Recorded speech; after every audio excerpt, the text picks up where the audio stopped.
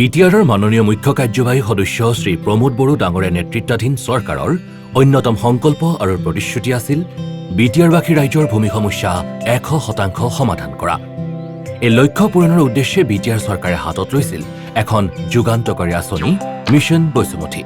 ইয়াৰে প্ৰথম সংস্কৰণ অৰ্থাৎ মিছন বসুমতী 1.0ৰ জৰিয়তে আগবঢ়োৱা হয় ভূমি সংক্ৰান্তীয় 14টা অনলাইন সেৱা।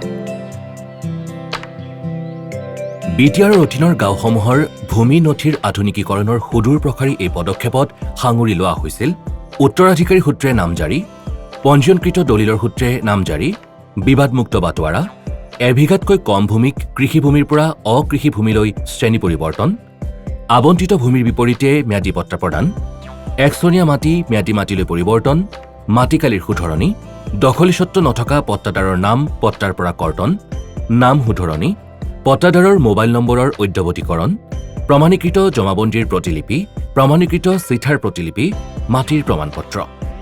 প্ৰত্যাশা অনুসৰি এতিয়ালৈ মিছন বসুমতী 1.0ত লাভ কৰা 1,91,252 আবেদনৰ ভিতৰত 1,64,971টা ভূমি সংক্ৰান্তীয় সমস্যা অনলাইনযোগে সমাধা কৰা হয়।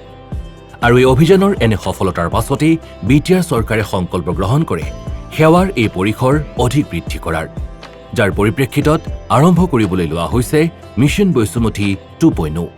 ভূমি সংক্ৰান্তীয় আন কেইবাটাও গুৰুত্বপূৰ্ণ সেৱা জনসাধাৰণলৈ আগবঢ়াবলৈ দায়বদ্ধতা প্ৰকাশ কৰি চৰকাৰে অন্তৰ্ভুক্ত কৰিবলৈ লোৱা এই নতুন সেৱাকেইটি হৈছে: 1. দীৰ্ঘদিন ধৰি দখল কৰি থকা সাধাৰণ চৰকাৰী বা চিলিং চৰকাৰী ভূমিৰ বিপৰীতে গাইগুটীয়া খিলঞ্জীয়া পৰিয়ালৰ নামত ম্যাদী পট্টা প্ৰদান। 2. ভিজিআৰ পিজিআৰ চৰকাৰী ভূমিত দীৰ্ঘদিন ধৰি বসবাস কৰি থকা গাইগুটীয়া খিলঞ্জীয়া পৰিয়ালক ম্যাদী পট্টা প্ৰদান। এই সেৱা হৈছে বিটিআৰ চৰকাৰে প্ৰদান কৰা অন্যতম ভূমি সম্বন্ধীয় সেৱা।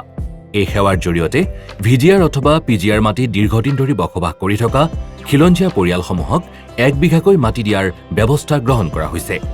3 নম্বৰ, হস্তান্তৰিত একচনীয়া পট্টা মাটিৰ বিপৰীতে চৰকাৰীকৰণৰ মাধ্যমেৰে যোগ্য ভূমিহীন খিলঞ্জীয়া পৰিয়ালৰ নামত ম্যাদী পট্টা প্ৰদান।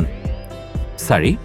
চৰকাৰী ভূমিত দীৰ্ঘদিন ধৰি চাহ বা ৰবৰ খেতি কৰা খিলঞ্জীয়া গাইগুটীয়া চাহ বা ৰবৰ খেতিয়কক ম্যাদী পট্টা প্ৰদান।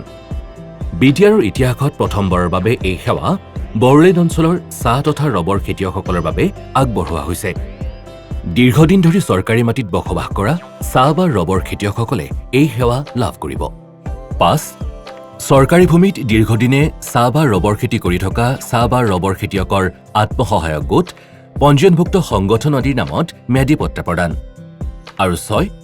ভূ নক্সাৰ সহায়ত মেপৰ প্ৰত্যায়িত নকল প্ৰদান। ই হৈছে প্ৰথমবাৰৰ বাবে বিটিআৰ চৰকাৰে ৰাইজলৈ আগবঢ়োৱা অন্যতম এটি সেৱা। এই সেৱাৰ জৰিয়তে প্ৰয়োজনীয় তথ্য প্ৰদান কৰি আবেদন কৰিলে আবেদিত মাটিৰ ডিজিটাইজ মেপৰ প্ৰতিলিপি লাভ কৰিব পাৰিব।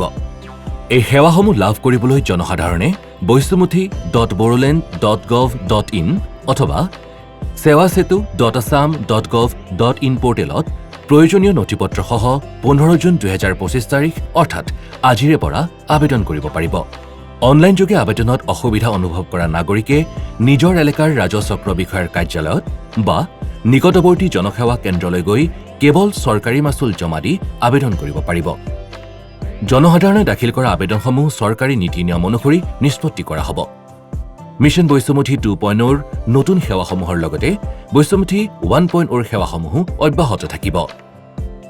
বিটিআৰ চৰকাৰে গ্ৰহণ কৰা এই পদক্ষেপ উত্তৰ পূৰ্বাঞ্চলৰ সকলো ষষ্ঠ অনুসূচীৰ স্বায়ত্তশাসিত পৰিষদৰ ভিতৰত অন্যতম ঐতিহাসিক পদক্ষেপ হিচাপে ইতিমধ্যে বিবেচিত হৈছে।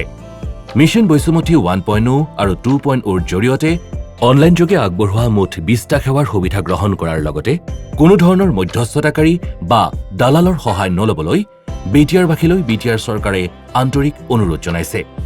আজি ইংৰাজী 2025 বৰ্ষৰ 15 জুন তাৰিখে অসমৰ মাননীয় ৰাজ্যপাল শ্ৰীযুত লক্ষ্মণ প্ৰসাদ আচাৰ্যদেৱৰ কৰ কমলেৰে মিছন বসুমতী 2.0ৰ শুভাৰম্ভ কৰা হ'ল।